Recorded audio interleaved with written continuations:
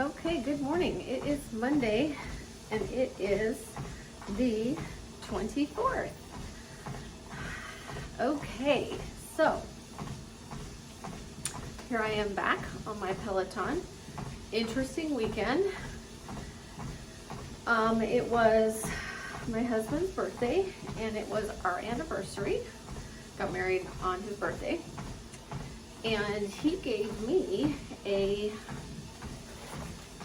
painting set by Viswin. So this is what the easel came in.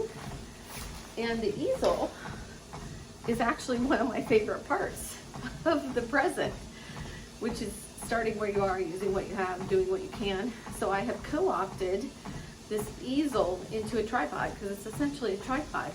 And I attached this little thing that I've been using to hold my phone, which is kind of a little phone tripod. So I need to thumbnail that, which I did not do this weekend.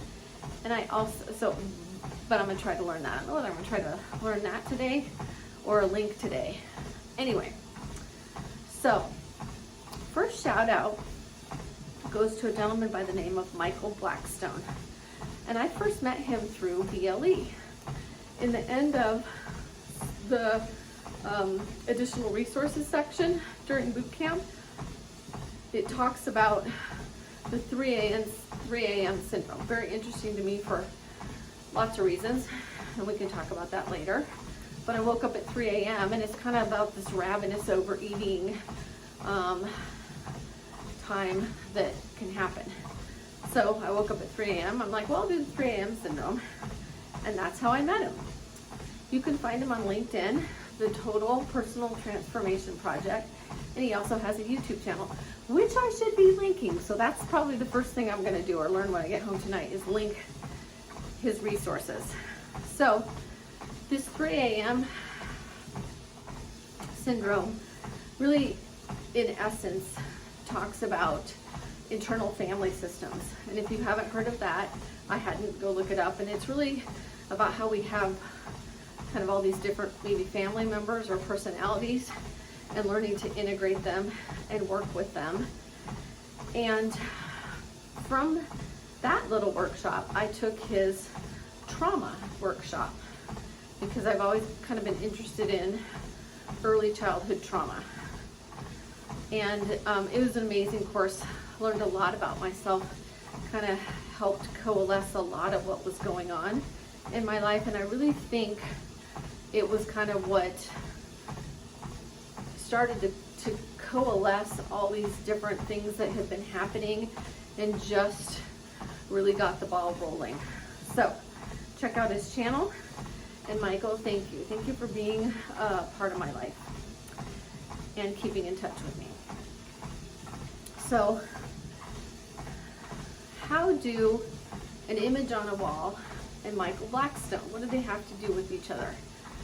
So on, it must have been Wednesday night, Thursday, I'm not sure. I woke up at 2 or 3 a.m., like I said, which has always been a really interesting time. And there's a lot more to be said about that.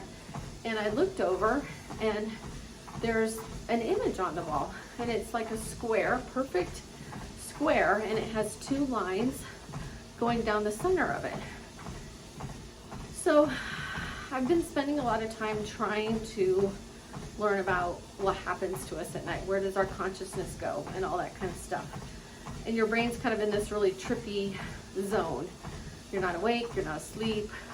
I think it's hypnagogic and hypnopompnic. I have to look at that second one. One is coming out of sleep, which I think is the hypogogic.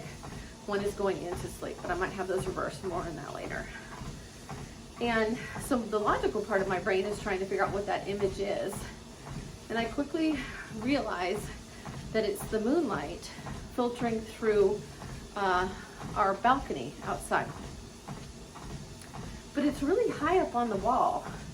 So I still don't quite understand that. Like the light going in and up, regardless. The first thing my brain thinks, the maybe non-logical, not sure why it goes where it does, but more on that later, is Star Wars X-Wing, the TIE fighter. That's what it looks like to me. And I'm like, why am I going there. I mean, I love Star Wars. I'm not a Trekkie. I'm a Star Wars fan, hardcore. I mean, maybe not hardcore, but I do love it.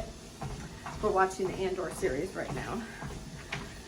And then I hear Yoda, like, not hear him, but for some reason he's front and center. And this conversation between him and maybe Obi-Wan and a couple other people. I mean, how hardcore can I be? I mean, I know the major figures, but Qui-Gon maybe, and a couple other, and he's talking to them, and he's kind of talking to Luke too.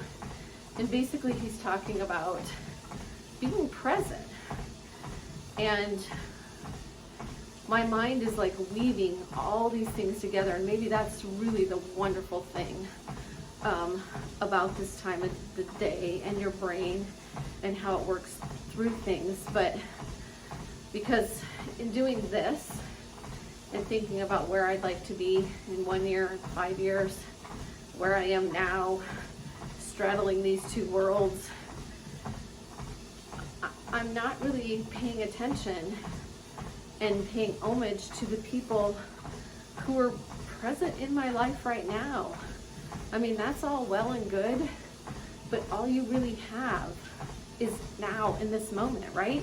That's what we talk about in meditation. That's what the people here who are, and this is all a journey, and we're all at some point in this journey, no one is better than the other, is really, you have to learn how to grasp this moment. That's a big struggle for me. I don't know about for you. So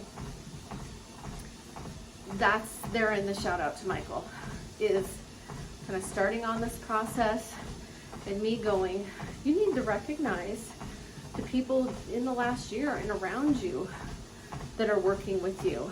So go find him on LinkedIn, go find him on YouTube. I will put a link to him. And I'm going to end today with the quote or discussion by Yoda between a continuum.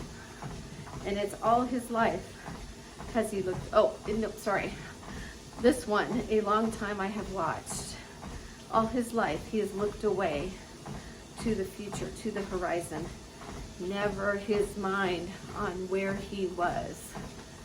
Good counsel for us all. So my goal today is to not look away to the future where I want to go, but to try to really be present.